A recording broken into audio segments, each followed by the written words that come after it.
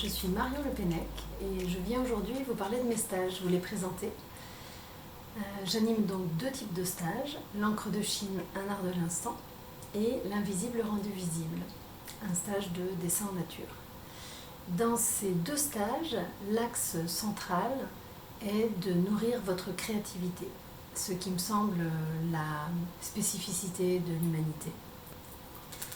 Dans ces stages, j'interroge ce qu'est fondamentalement la pratique artistique et j'ai envie d'y répondre en proposant les paroles de nos maîtres, donc à commencer par Paul Klee, qui disait qu'il voulait rendre visible l'invisible. Je citerai également Picabia, qui disait « Je ne peins pas ce que voient mes yeux, je peins ce que voit mon âme ». Et j'ai aussi envie de citer Picasso, qui disait « En art, il ne s'agit pas de copier la nature, mais de créer comme elle ». Et évidemment, il y a la pensée et la pratique picturale chinoise et taoïste qui va complètement dans ce sens.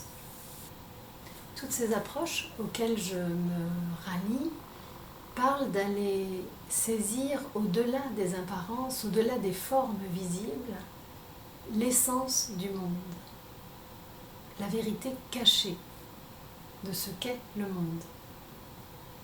Et c'est là que se joue une des expériences principales que je souhaite proposer aux stagiaires, et je fais l'expérience qu'elle est extrêmement nourrissante et enseignante, car elle nous conduit finalement à regarder au-delà des apparences, à ressentir le monde, sa poésie, son mystère, sa vérité, au-delà des formes extérieures de sa manifestation.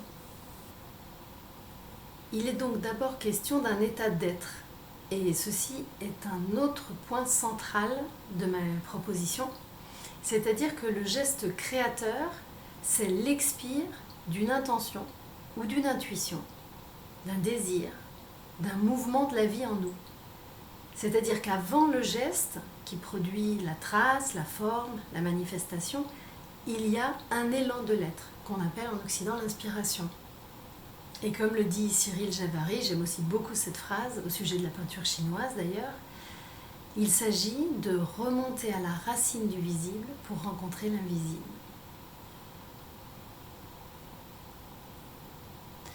Donc dans mes stages, je propose systématiquement un premier temps où il s'agit de s'installer dans l'ici et maintenant, dans la conscience du corps, dans la respiration, de libérer le corps des tensions, de la fatigue, du mental, des préoccupations, des pensées, des croyances même.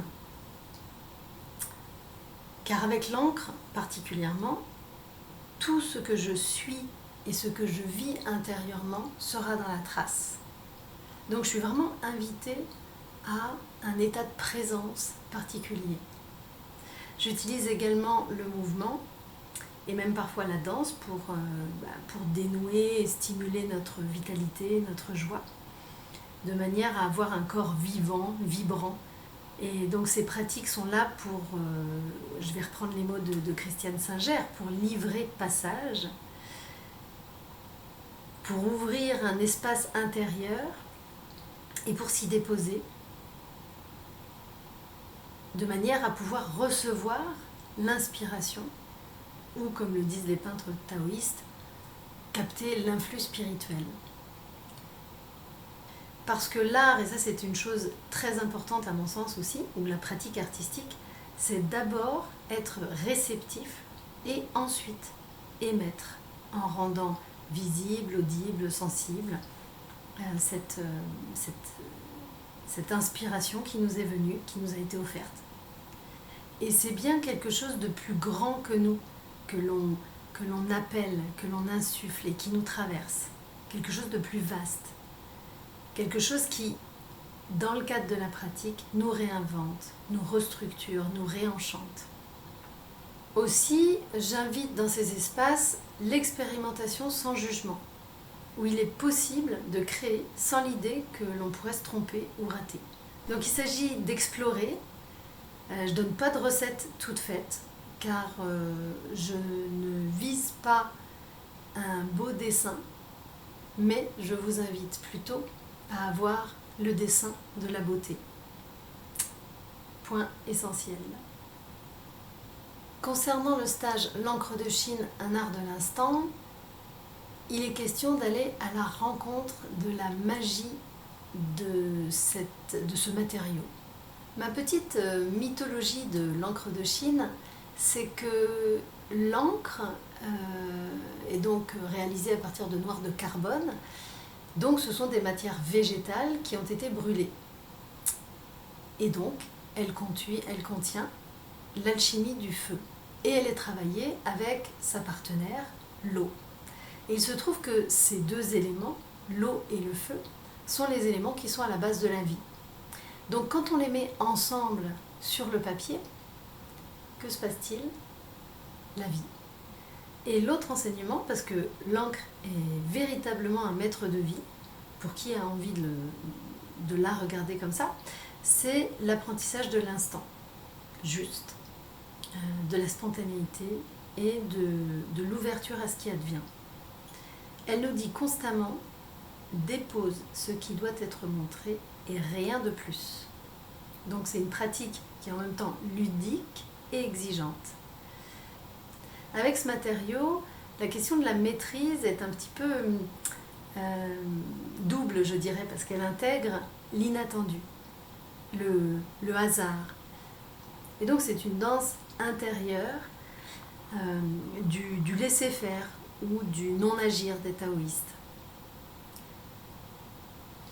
Comme vous pouvez le voir, je ne sépare pas la pratique artistique de l'expérience de vie. Pour moi, c'est la même chose et l'un enrichit l'autre et inversement.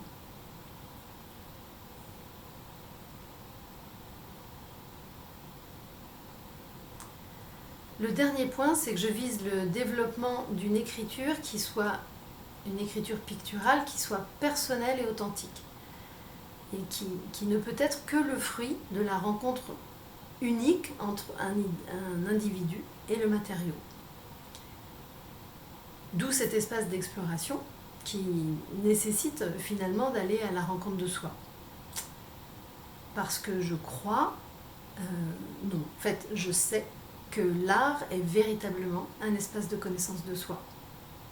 Et comme le disait Socrate, connais-toi toi-même et tu connaîtras l'univers et les dieux. Ainsi, je terminerai sur cette pensée. Nous avons absolument besoin de l'art et de la pratique artistique pour construire des sociétés et des individus qui soient plus conscients et plus aimants. Et que donc l'art a un rôle majeur à jouer, notamment en temps de crise. Enfin, de tout temps, mais particulièrement en temps de crise.